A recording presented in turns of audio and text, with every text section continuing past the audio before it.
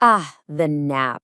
You know, that brief, blissful escape we all dream about in the middle of a long day. It's supposed to be this simple, refreshing reset, right?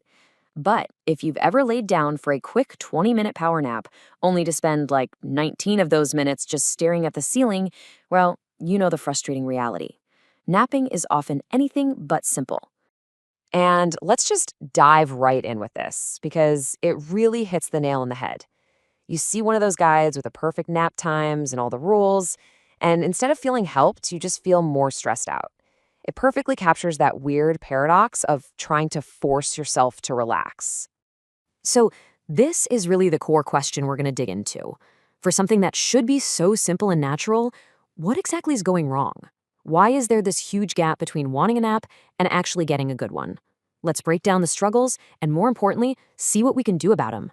Okay, so first things first, let's talk about the biggest hurdle for so many people, the sheer difficulty of just shutting down your brain long enough to start the nap. You know the feeling. It's the exact moment you decide to rest that your mind decides to run a full-on marathon. And this right here, this is a classic case of what you could call alarm anxiety. The pressure of that deadline, that ticking clock in the back of your mind, it creates this state of alertness that is the complete opposite of what you need to fall asleep. It basically turns rest into a race against time. And this really captures that internal chaos so well. Some people call it the brain radio, that constant, nonstop stream of thoughts, worries, and random distractions. You're desperately trying to find the off switch, but the station just keeps changing, right? It goes from what you need to do after the nap to that one song stuck in your head to suddenly noticing the hum of the fridge. It's impossible. But, okay, let's say you do it, you somehow conquer the brain radio, and you actually fall asleep.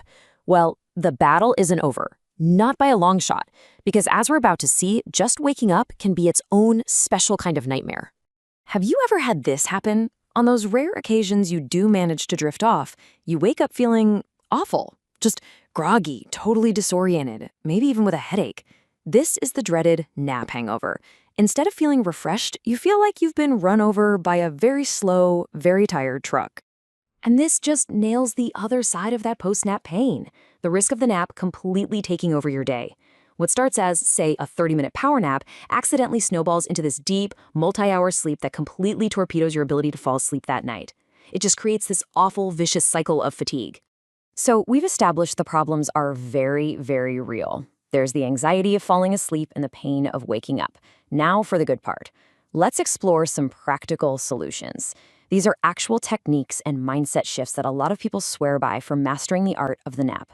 All right, first step is a technique that sounds completely backwards, but hear me out, because it has a lot of fans. The coffee nap. The whole idea is to use the delayed effect of caffeine to your advantage, creating this sort of perfect storm of refreshment right when you need to wake up. The process is actually pretty simple. You drink your coffee pretty quickly, then you immediately lie down for about 20 minutes. See, it takes about that long for the caffeine to really kick in, so just as your gentle alarm is going off, that caffeine boost arrives right on time to help you power through that grogginess. Now, this next one might just be the most powerful trick of all. If the pressure to fall asleep is the problem, then just change the goal. Don't even try to nap. Instead, aim for 20 minutes of quiet, meditative rest. Eyes closed, no phone, no distractions. The goal isn't sleep, it's just to be still. And here's the crucial part. When you take away the pressure, you actually make sleep more likely to happen. By just practicing this quiet time, your body learns to associate it with relaxation. So whether you actually fall asleep or not, it almost becomes irrelevant because you still get the mental reset. And a lot of the time, that's when sleep just happens. And finally, let's talk about the alarm itself, because how you wake up can make or break the whole thing. Think about it. A sudden blaring alarm just jolts your system into fight or flight. It triggers a stress response that can instantly erase any benefit you got from the rest. But a gentle alarm, one that starts quiet and slowly gets louder, it eases you out of sleep calmly. It makes all the difference.